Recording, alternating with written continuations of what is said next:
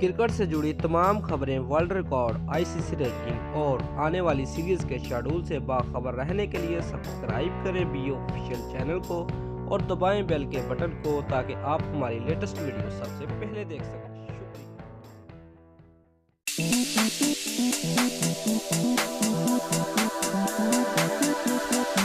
लाहौर कलंदर की team management ने Pakistan super league में अंपायरिंग के म्यार पर सवाल उठा दिया। सीईओ और मैनेजर समीन राना का कहना था कि फखर जमान को अंपायर्स ने एलबीडब्ल्यू के फैसले पर रिव्यू लेने से रोका। इस्लामाबाद यूनाइटेड के खिलाफ सुपर ओवर में शिकस्त के बाद मीडिया से गुफ्तगू करते हुए समीन राना का कहना था कि कुछ फैसले भी हमारे हक में नहीं गए।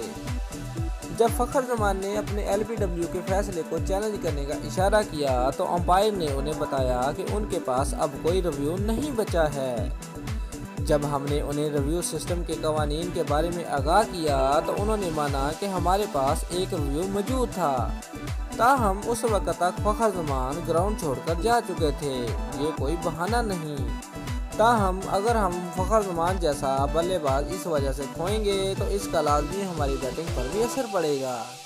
दोस्तों, अगर आपको हमारी वीडियो पसंद आई है तो लाइक और शेयर लाजमी करें और हमारे चैनल को सब्सक्राइब करना मत भूलिए। शुक्रिया।